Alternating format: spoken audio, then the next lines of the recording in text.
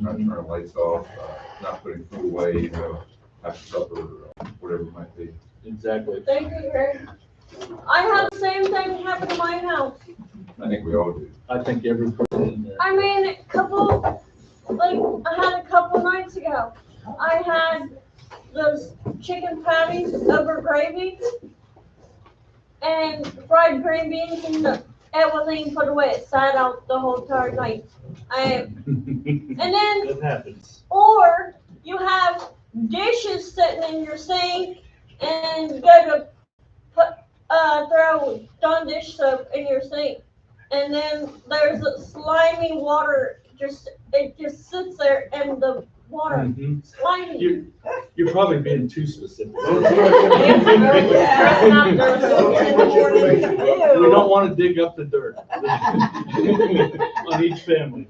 Just the generals, but that's very good. Sorry, but No, you're getting the point. That's exactly right.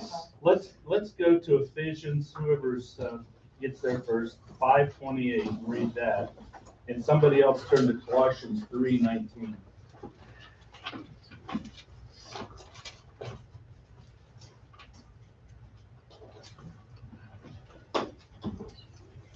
This is interrelationships and family, so we use that as an example for family here. Anybody, Ephesians 5:28? In the same way, husbands ought to love their wives as their own body. He who loves his wife loves himself. Okay, Colossians 3:19. You don't want me to read 18 as well? Go ahead and read it. Okay, wives, submit yourselves to your husbands as in fitting to the Lord. Husbands, love your wives and do not be harsh with them. Just my wife wasn't here, I thought I'd get that. Right in there. Good. Yeah, when you see it extends more, we use the general verse, but if you see it extends more, always read more. In Ephesians 5:24-23 goes right in the same line of thought, and Ephesians 6:1-4, so maybe prepare that. So Ephesians 5:24 and 33, not through 33. Now, as the church submits to Christ, so also wives should submit to in everything to their husbands. However, let each one of you love his wife as himself, and let the wife see that she respects her husband. Okay, so far, is this all two-way street? Yes. Yes, all right. Ephesians 6:1-4. Children, obey your parents in the Lord, for this is right. Honor your father and mother. This is the first commandment with promise, that it may go well with you and that you may live long in the land. Fathers, do not provoke your children to anger, but bring them up in the discipline and instruction of the Lord. Again, was that a two-way street? Children, don't make your dads mad. Dads, quit picking on your children until they get mad. So there is, husbands love your wives, wives love your husbands, children love your dad. Dad, quit picking on your children. And that happens at home. I know Ben admits it. He's told me many times he wishes that's something he could change. Because he pesters the kids. He pesters the kids till the wrath comes And out. then I'm like, well, who do I just split out? You or the kids? Yes. Both. So there's a lot to learn from that. And how do we transfer that to our Christian lives? You can say that in life, and that is Christian life at home. But we've got a family here too. How do we transfer that to the way we interact with family? Or this family?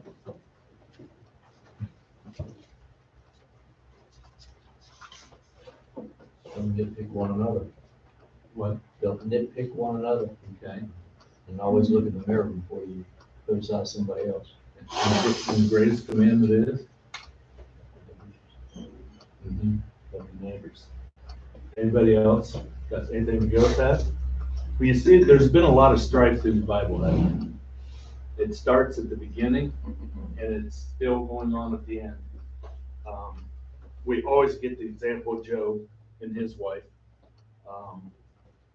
We get the example of Abraham. What was his problem? He had a couple, but what was his main thing? Job's main problem? Hmm? Who did you say Job's main? Job's main problem was his wife and friends. What was Abraham's major problem? Well, I would say the conflict between his wives. The wives' conflict, which two wives is a conflict in and of itself. Two husbands would be the same conflict, if not worse. But he had another conflict. What was the conflict that gets more intense that gives rise to the future of the Israelite nation? Relatives, Hmm? the relatives, The relatives. Which one in specific? and his family, Lot and his. Lot and his, they had to go their own ways, but actually it wasn't those two that didn't get along very well. It went further. Who was it that didn't get along? Hmm? The hired help. The hired help, the herdsmen. I see that on the farm today. The hired help can cause more grief for the farmers and inter-neighbor problems than the farmers themselves. The farmers might actually like each other. Their help don't like each other. So they do little deeds across the property lines. It just causes the other ones angst. We can see that even in the church, if you do something to agitate your neighbor, we're not doing ourselves any good. You may feel better for a short period of time, but then when you realize that wasn't right, I shouldn't have treated them like that. There's things that we can see that we can avoid or we can change. Comments? How about, let's go right on down that family line. What was Isaac's problems?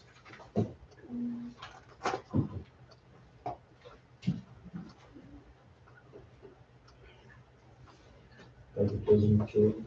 Yeah, who favored who? As a favor Esau, was a favor Jacob. Jacob.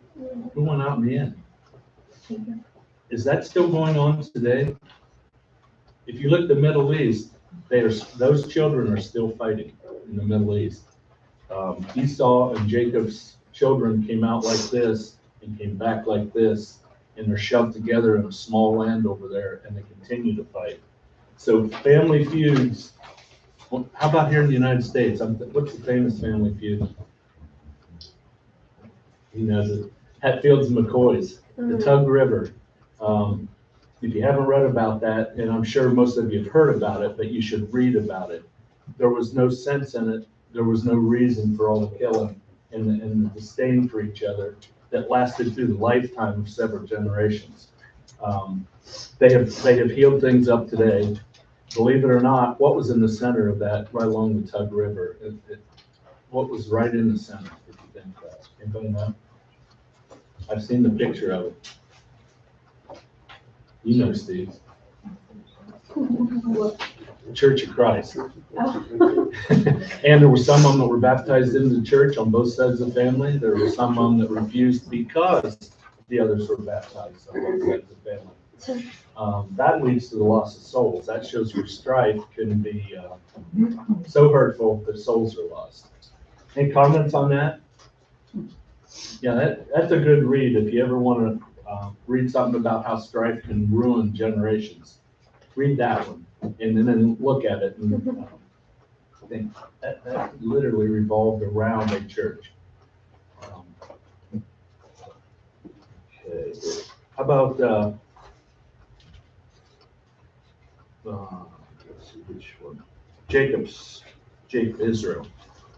What's the strife there that followed the next generation after him? We already had Esau and Jacob. Now we got, More favoritism. who was the favoritism? Joseph. All right. Some good came from that one, but it wasn't after incredible strife that they literally claimed him as dead. And he made a name for himself. Did he hold a grudge? Are we to hold a grudge ever? Is there anything worth holding a grudge against our common members of church? Yeah. I can't even think of anything. Well, I've those don't seen- want forgiveness. But have we all seen grudges held to the point it causes splits, strife, unhappiness?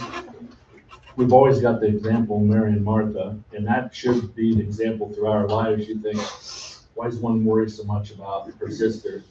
And the sister really is a little slack, not worrying about anything, but she did concentrate on the good things of life.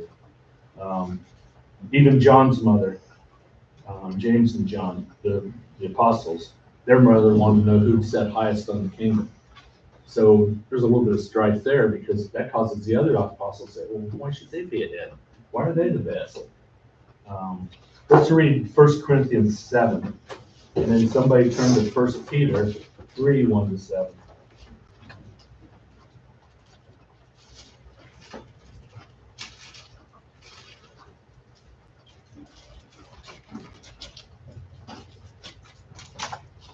Corinthians 7. What verse in 1 Corinthians 7? 1 Corinthians 7. Oh, It is one verse. wait, that's chapter. I don't want to read that whole chapter. I looked at that wrong. I'm going to give you the short version because it's in your books. And you go to 1 Peter 3, 1 through 7. Greg, we'll have you read that in a minute. But really what Peter was doing is giving instructions. If you're married to an unbeliever, don't give up on that unbeliever. What you do in your life may bring that unbeliever to the Lord. Many of you in here have told me the stories of how you did that. I hate to say this, admit it as a man, but often it's a woman that brings a man to the Lord. It just often is. Sometimes two meet that are already with the Lord, which your case, Steve, but several ladies in here have told me, well, they just were persistent and their husbands are here. Congregation where I grew up, it was 3 brothers brought their wives. And converted them to the Lord. Yeah, that's great. That's always good stories to hear. So Greg, did you have that, 1 Peter? Yeah, 1 Peter 3, 1 through 7. That one, yes. Likewise, wives, be subject to your own husbands, so that even if some do not obey the word, they may be won without a word by the conduct of their wives, when they see your respectful and pure conduct. Do not let your adorning be external, the braiding of hair and the putting on of gold jewelry or the clothing you wear, but let your adorning be the hidden person of the heart, with the imperishable beauty of a gentle and quiet spirit, which in God's sight is very precious. For this is how the holy women who hoped in God used to adorn themselves, by submitting to their own husbands, as Sarah obeyed Abraham, calling him Lord. And you are her children, if you do good, and do not fear anything that is frightening. Likewise, husbands, live with your wives in an understanding way, showing honor to the woman as the weaker vessel, since they are heirs with you of the grace of life, so that your prayers may not be hindered. Okay. There's a good story in there in depth, but number one, men don't want to be found guilty of shallowness. And that's what you often accuse each other of when he chases the shiny object, the woman that's adorned, the beauty, the gold, the fancy hairdos. Really, that's what he's saying we should not go after. He's saying it's the beauty within. And if that woman shows that beauty within, or that man shows that beauty without the flashy car, without the fancy clothes, without the big paycheck, then that's what we are looking for, and that's how we hope we find, those that we become closest to, or our spouses. Comments on that?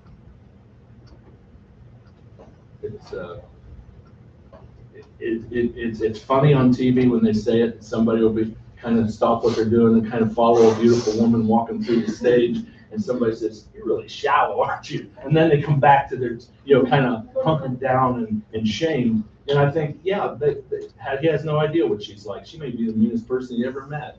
And I always say every person in the world has warts, not just warts on their external, but internal. And so can we look past that? Do we look at the beauty that person is? And that's what he's trying to say is, if you say you love somebody and they're at home with you, why mistreat them first when there's people outside you probably really should not be very nice to at times, because they're never going to be nice to anybody. But yet we have hope in those people. Comments on that? So if you understand what causes strife, how do we deal with that? What's your reaction? If you know what causes strife at home and within the church, how do we solve it? The what? I was gonna say, that's The tricky part, yeah. Knowing the problem is a lot easier sometimes than fixing the problem. Well, no, so you just gave the first part, identify the problem. Then what? Do you approach it firmly? Do you approach it softly? Both. I think it depends on the situation. So it could be firm is needed. And he tells us to reprimand a Christian that's strayed firmly, right? But yet lovingly and kindly bring them back into the fold. Same way the family method. But it does not say be mean so that you can be nice later, right? Is this passage just talking to Christians or? Good question. What do you think? Just for church. Is there anything in the Bible that doesn't apply to practical life if you weren't a Christian? Yeah, it would apply, I guess. So there's a difference between applying and. The principles are applied. Well, I guess what I was thinking about was God's not telling a woman to stay with a man that's abusing her. No, that's right. You could say, you know, oh, you should stay with that dude, or that means, you know, you're winning over. At the same time, he might be beating her up and stuff like that. Well, yeah, and that would be two lines drawn. You got the one that is abusive, you got the one that's just not a Christian. So you're right, that applies to both sides of life. I'm always impressed and amazed on the women that do tolerate men that are like that. I just am, and then on the same time, you're saying, man, she's stupid, why is she still with it? You know, she's really tough. I wonder why she's still with it. You're waffling, you don't understand it. So any comments on that? You, Mark, you, address, Doug, I think it's in 2 Corinthians, where it talks about marriage, divorce, and remarriage. I think that was that 1 Corinthians 7. and he- Okay. It's in Yeah, that I know whole chapter. it's in one of the Yeah. Corinthians books that talks about that. Yeah. Well, we know from the past that your daughter has put up with some of that, with the one in Michigan. You just wonder, how do they do it, and why? They're Well, better. because they're both sick, Mhm. both people. Well, and that In can be relationship. true, but sometimes I think the woman is just more tolerant, and it's amazing that they, put I don't up know with if what's it's being tolerant, it's probably more out of fear. Yeah, fear. It's more out of fear. And I'd say sometimes you get stuck in a pattern where it's easier to stay where you are than to take the risk of leaving. Yeah, Or, It's fear to leave. it's a common theme even in. It's a sickness in both ends. Yeah. You know, It's a common theme in dramas today. You just see it where, and it can be abuse either way. It can be mental abuse coming from one side to the other. It can be physical abuse from one side to the other. I think, kind of going into the selfishness and self-esteem, sometimes too little self-esteem can lead you to stay in those situations too. Like, Okay. you don't think you deserve better sometimes, or you think that you somehow deserve that, even though no one obviously does. So once you've identified the problem, you can either be selfish or what? What? Selfless. Perfect. That's the word, selfish, selfless. Selfless people are to be admired. I'm gonna help that guy out, whether it costs me time, money, doesn't matter. I'm gonna help him or her out. That's selfless. Selfish is, I'm gonna help them to the point it doesn't hurt me quite, and I'm okay with that. That's easy. That's selfish. I don't have time for that. That's selfish. It's gonna hurt, but I'm gonna spend this much to try to help them out of that hole. It's gonna hurt me, but maybe it'll help them and everything will be better down the road. You guys do that every day at the school you're at. You're doing selfless work, trying to help people who don't have much to look forward to. You could be selfish, right? Just be there for a paycheck. Oh, for sure. Then there would be no satisfaction. Anybody else on that? Katie, you've read ahead. You're ahead of me on this. So she's right. Identify, then decide.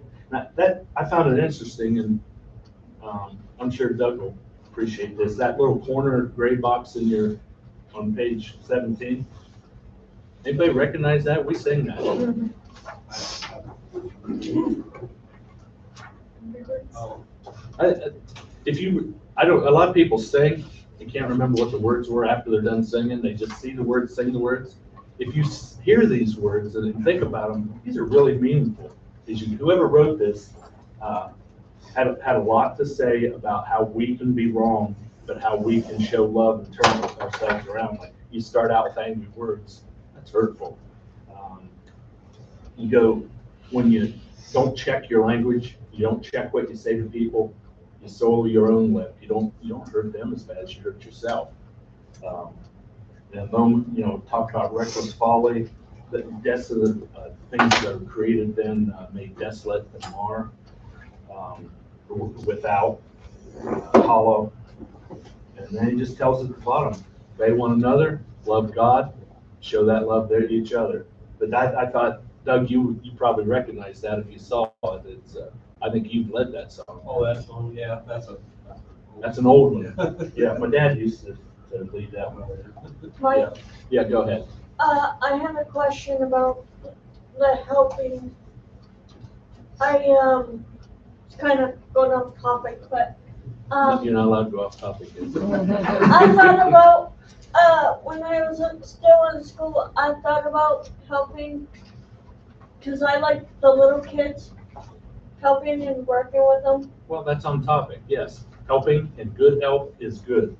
But the teacher told me, which I didn't really like what she told me, but she, was like, well, they're not gonna wanna put up with you, and, what, you have to have good grades, and there were a couple of good grades I had, and I had all A's, B's, and C's, and a couple were bad, but I tried working on it at least, and she said, well, they're not gonna wanna put up with you. No, I was well, like, that's just rude, yeah, it is. The right response is you're doing good, keep trying. and I did. Yeah, and that's good. You will notice that, and Steve did a whole lesson on this one time, a whole week's lesson, and I think it extended into 2. I. And that's about me. That's the selfish part of me. And it's mine. And that's the selfish part of me.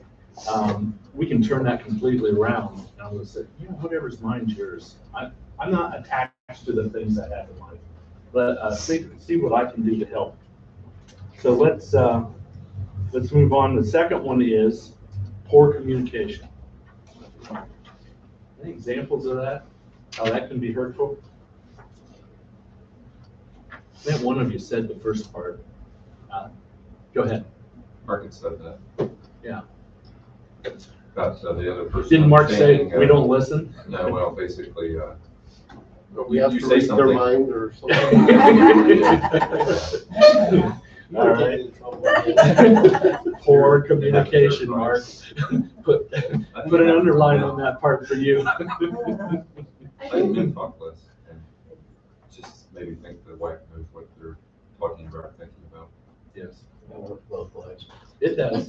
It does. I think sometimes something I've noticed is each person brings their own preconceptions, I guess, or like assumptions into communication, so they automatically assume that there's a certain undertone to what's said sometimes, which can obviously cause trouble, like, especially if, say you have 2 people, one person says something, the other person thinks they're insulting them, but really they weren't, or things like that. Sometimes you assume intentions wrongly, Yes, which causes a lot of problems. it does. Trouble sometimes. And it's a bad habit of mine. I love to pick on people. Nobody's immune. I'll pick on you on an undercurrent, and then I just like to see your face and your reaction. I do that to my own wife. And when she sees me smirking, that's when I get a punch in the chest, because she says, you did that on purpose. Yeah, I did, but it was so enjoyable because you did exactly what I predicted you to do. So, and I do that to some of you sometimes. Paul's hard to do it to because he's big enough. I don't want to get him too mad. And I don't want him to punch him in the chest because I don't know where that would end up. But you're right, and we do that to our spouses. Good, bad, or indifferent. Well, it's like when we argue, we're not listening to the other person. We're assuming we know what they're gonna say, so we're formulating our answer. You're lecturing. Yeah, So- yeah, that's a great point. Sometimes you get so worked up sometimes that everything sounds negative, or starts to sound negative, even when it might not be. And we need each other. We need each other as spouses. We need each other as Christians, because God told us right from the beginning, at creation, it's not good that man's alone. There's a lot of people enjoy being alone, but there's limits on that. At that point, if you don't want to limit that, you go to the point of weirdness, and you become Mr. Kaczynski, sending bombs to people and blowing them up at their desk. We don't want to ever be at that point. God knew we shouldn't be at that point. He knew we needed spouses and family, co-workers, friends. And money's a problem. We can have too much of it. We've seen people's lives ruined with that, generations of lives. We've seen people that squabble over lack of funding to do the things or be the things they want to be. There's one reading I'd like to do there is handling that. Well, that one might be long. No, that's all right. 1 Timothy 6 through 11. Somebody would read that.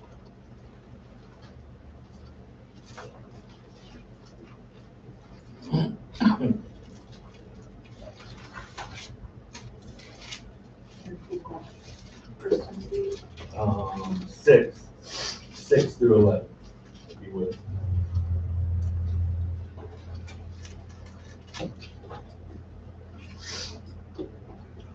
Godliness with contentment is great gain, for we brought nothing into the world and we cannot take anything out of the world. But if we have food and clothing, with these we'll be content. Those who desire to be rich fall into temptation, into a snare, into many senseless and harmful desires that plunge people into ruin and destruction. For the love of money is the root of all kinds of evils. It is through this craving that some have wandered away from the faith and pierced themselves with many pangs. But as for you, O man of God, flee these things. Pursue righteousness, godliness, faith, love, steadfastness, gentleness. That's it. Is that Yes, that's it. Perfect. Any comments on that? It's a wise saying. It's a wise verse. We've turned that up topsy-turvy in this world. The pursuit of money has taken us away from the pursuit of family within the church, the pursuit of godliness, the pursuit of God himself. Some have worked so many long hours, they've missed so much being together, to Bible study, to worship, to friendliness. Paul would say fellowship, because I know that man likes to eat. You love fellowships, don't you? Even over when you get the athletic kids together, is there anything better than having them as a group eating? It's their most relaxed they are, right? That's time fellowship. Yeah. I think sometimes it's just the bigger is better culture too. It's just always wanting more. Like you never can be satisfied, or there's always something better out there that you should have or should want. Exactly. Materialism. And if you have the answer to that in all things, seek ye first what? Yeah, that's it. All these things shall be added to you. Yeah, it's not given to us. And we have to work for our sustenance, but once enough is enough. There's people that enough isn't enough, and they just keep going and going and going. Comments? There's a whole passage about not storing up, not building bigger barns and storing up more. And, you know, what you have to, if this very night will be asked of you. And Yeah, you don't need to pointless. Why you building a bigger barn? Because when you get it full, you want a bigger barn. And actually, you're dying tomorrow, so why build the barn at all? I love that story. And then your children will inherit them while they squander. Yeah, go ahead, Greg. A couple of things in this reading, being content and being gentle. Yes. I think are gifts that some people have, but there's just a few people have. I know there's been some women in this congregation over the years that were very gentle, and you could tell there wasn't any greed or any motives. I mean, just loving, gentle. I think you're right. There's probably the fewest people you meet in life will be that person, right? Yeah. And it always stands out. Because I guess when you're in the work world, that brings out a lot of bad qualities in people. Mm-hmm. If you're kind of gentle, passive, you know, work life, a lot of times you're looked down. You know, you're not trying hard, you're not trying to move up, you're not the kind of employee we might want. Well, sometimes a bad attitude is the worst thing at work, but sometimes people cause your attitude, and that's the worst thing at work. And it can be people, it can be you is the problem, it can be them is the problem, but how we deal with that, like you say, the gentle person's going to get through it easier, aren't they? And you're right. I've seen that within all the churches I've been to. There's always those few people that are just so kind and always have the right words and comfort. And you said it was two things. What was the second? I was talking about contentment and being gentle. I think sometimes they go together. Goes the other way. No, some person who's content is also gentle, you know, that they listen, they're loving. There's no motives there. Good point. Anybody else? Look, money's a funny thing because when you don't have enough of it, you're worried about how to get it. When you got too much of it, you're worried how And get more. to get more. And is there anybody that hasn't known both sides of that? You know, some people are just getting along and they're just happy with that. And I think that's wonderful. But you're right, I've got a neighbor he farms. He can't have enough. And if he had all yours and all his other neighbors and all his, he'd be happy with that. As long as as long as he had it. And he didn't have any friends as a result of it. Comments? We talked about the famous people. Greg just talked about the soft answer. That's the soft, hearted person. That was question 3. We talked, because of Katie, the difference between self-esteem, selfish, and selfless. Mark already said what causes the communication breakdown is we're not listening and we're not reading minds. My wife found something that really bothers me, and she just does it all the time because she knows it bothers me, and that's all right because I'm like a rabbit or a chicken with a head cut off, running around the house. Where's my keys? Where's my keys? If I leave something lay down for 30 seconds and go to the bathroom and come back, it's gone, and she moved it, and it drives me nuts. And she knows it drives me nuts, so that's her way of getting even with me, and it's a small thing. It's kind of funny, but she does that a little bit. Put it where it belongs. It's not where it belongs. I heard that. It belongs where it belongs. You always know where it is. I didn't want to open any wounds, Mark, but you've Otherwise, experienced your dining that. room table just keeps going like Yeah, I've got one of those. She has learned on my shooting range stuff to not even look at that. It's in a corner of the basement, and she never treads there because it's scary. Are there rats living under that pile? But if it's upstairs, you're right. It's not where it's supposed to be, and it moves. So sometimes we do things to agitate each other. You go ahead. Last year, my wife does, our keys look alike, so she'll leave and she'll grab my keys and hers. And you're stranded. The lessons of loving are what? Love who? God, Who else? one another. One another. I always And like, who else? um, Yourself. So if you don't love yourself, you can't love anybody else. If you're not loving anybody else, you can't love Christ. If you're not loving Christ, you can't come back and love yourself. So it's a circle somewhat like the Trinity. We have to all be hooked together to be able to be whole and complete. Comment? I'm sure other people have heard of it before, but one thing I always liked that they talked about a lot of Christian Road was joy. Jesus first, others second, yourself last. And just a good reminder, I think. So in life, and this will be my final question, because strife a lot of times comes from have and have not. What are the things we need and what are the things we'd like to have? And how is one important and one not? Your wants, not your needs. Your wants, not your Yes. needs. So you would call that the wants. And the wants you don't have to live. So what are the needs in simple, breaking them down simply? What do we need? Timothy says food and clothing. Okay? But what else do we need? That's why we're here. You gotta have love. Love. You gotta have that love. You gotta have something going around you. You gotta have the spiritual side, right? Is anybody that's got food and clothes fully happy? That's all they got. If they don't have God, Jesus. you can point that out and say, well, he's really happy, he'll probably live to be 100. Then you realize he doesn't have anything else. He doesn't have Christ, he doesn't have God. And he'd become a complete person if he's happy with just clothes and food and a shelter over his head. Really think what he'd be like if he had God or she. And this is our job. How do we take that to them? We don't have to bring them food. We don't have to clothe them. We don't have to put a roof over their head. What do we have to do? What do we have to do? Preach in Christ. share the message.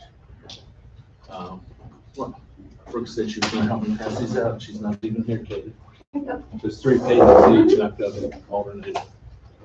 That'll be next week's lesson. That's the second part of this week's lesson. So seems like there wouldn't be much more to say, but there always is something more. Give me one of those.